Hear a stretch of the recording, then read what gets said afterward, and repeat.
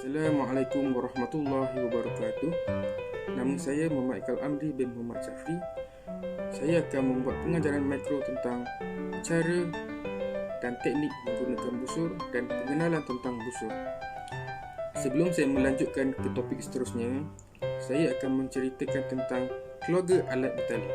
Seperti yang kita lihat di gambar sebelah ini, keluarga alat bertali ini dia terbahagi kepada beberapa jenis. Seperti pertama sekali adalah violin, viola, cello dan double bass. Kesemua alat yang saya sebut tadi, untuk memainkan alat tersebut kita perlu ada alat seperti busur. Apa kegunaan busur tersebut?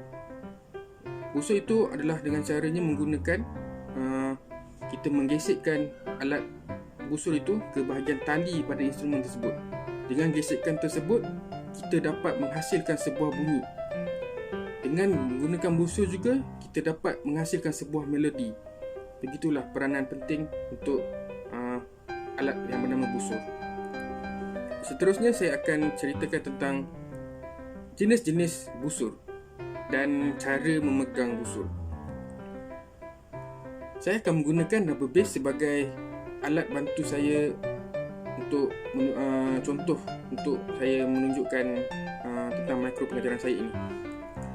Busur ini adalah variasi kepada reka bentuk asas yang sama. Walau bagaimanapun, pemain double bass menggunakan dua bentuk busur yang berbeza. Yang pertama, busur overhand daripada Perancis yang dibina seperti busur yang digunakan dengan instrumen orkestra busur yang lain. Dan pemain double bass juga memegang tongkat dari seberang frog.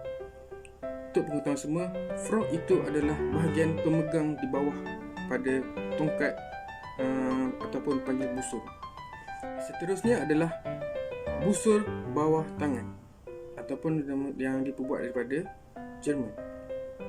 Karakter untuk busur ini adalah lebih luas dan lebih panjang daripada busur Perancis dengan frog yang lebih besar dan melengkung agar sesuai dengan telapak tangan kita. Pemain double bass juga memegang tongkat Jerman dengan tangan yang melingkari frog. Busur Jerman adalah yang lebih tua dari dua reka bentuk busur yang sudah direka. Setelah menggantikan busur melengkung sebelumnya, busur Perancis menjadi popular dengan penggunaannya pada abad ke-19 oleh virtuoso Giovanni Bottesini. Sebelum saya meneruskan ke topik seterusnya, iaitu saya akan menunjukkan video. Sebelum itu saya akan ceritakan apakah maksud membusur. Membusur ini adalah dari segi karakteristik suara panjang, berkelanjutan dan nyanyian yang dihasilkan daripada alat bertali tersebut, seperti violin, viola, double bass dan cello adalah disebabkan oleh busur mereka. Pengekalan suara muzik dengan busur ini setanding dengan penyanyi yang menggunakan nafas untuk mengekalkan suara dan menyanyikan melodi panjang, halus dan legato. Selain itu, dalam amalan moden, busur hampir selalu dipegang di tangan kanan sementara sebelah kiri digunakan untuk penjarian. Apabila pemain menarik busur melintasi tali sehingga frog menjauhi dari instrumen, ia dipanggil busur bawah. Menolak busur sehingga frog bergerak ke arah instrumen adalah busur ke atas. Dua not berturut-turut yang dimainkan dalam arah busur yang sama dipanggil sebagai busur pancing. Haluan bawah yang mengikut haluan keseluruhan disebut ulangan. Di samping itu, secara amnya, pemain menggunakan haluan bawah untuk rentak muzik yang kuat dan haluan atas untuk rentak lemah. Namun, ini terbalik dalam viola. Pemain instrumen keluarga viola kelihatan seperti mereka menarik pada rentak kuat, di mana pemain kelihatan seperti menikam pada rentak kuat. Perbezaannya mungkin disebabkan oleh cara pemain memainkan busur dalam keluarga instrumen ini. Pemain biola, violin, cello memegang bahagian kayu busur lebih dekat ke telapak tangan, sedangkan pemain double bass menggunakan arah yang berlawanan dengan bulu kuda lebih dekat. Orientasi yang sesuai untuk setiap keluarga instrumen membolehkan otot pergelangan tangan lebih kuat untuk mengukuhkan rentak kuat. Seterusnya kita ke topik dengan saya akan menunjukkan video tentang demonstrasi bagaimana untuk bermain alat bertali dengan penggunaan busur.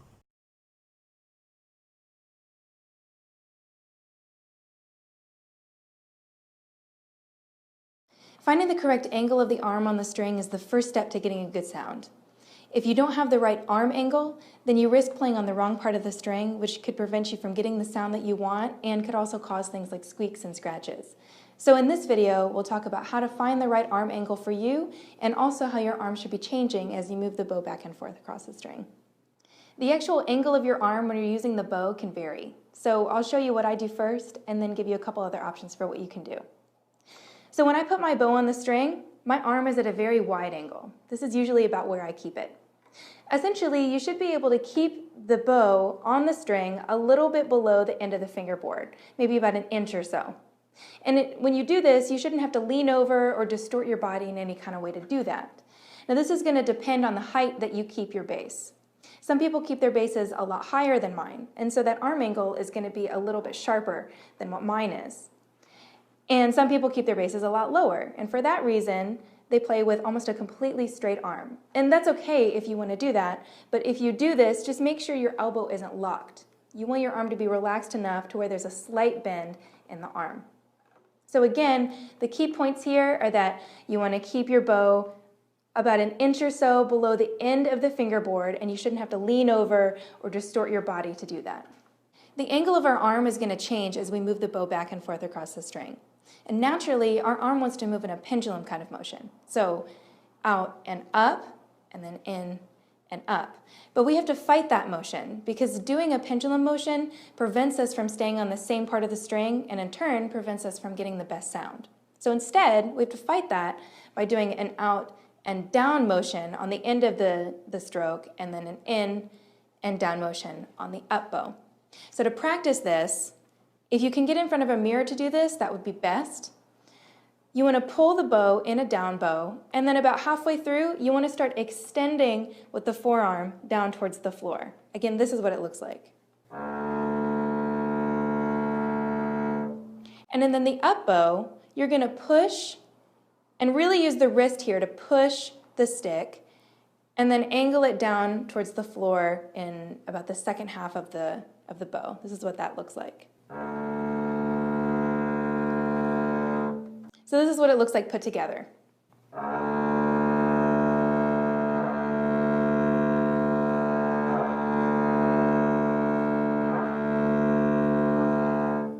So it's a very subtle motion. You're going to feel it a lot more than you're going to see it when you're looking in the mirror. But you want to angle down to the floor rather than letting your arm go naturally up, because again, that's what's going to keep you on the same part of the string and it's going to help you get the best sound that you want. So what we talked about here was the angle of the arm when you immediately put the bow on the string and how that angle changes as you move the bow back and forth. To practice these techniques we talked about, I would look at the long tones in the PDF packet that we have provided for you. And when you're practicing this, make sure you look in front of a mirror so you can really see what your arm is doing. It looks completely different in front of a mirror than it does behind the bass. Jadi dengan akhirnya video yang tadi itu, maka tamatlah saya punya makro pengajaran tentang pengenalan busur dan teknik bermain alat bertali menggunakan busur.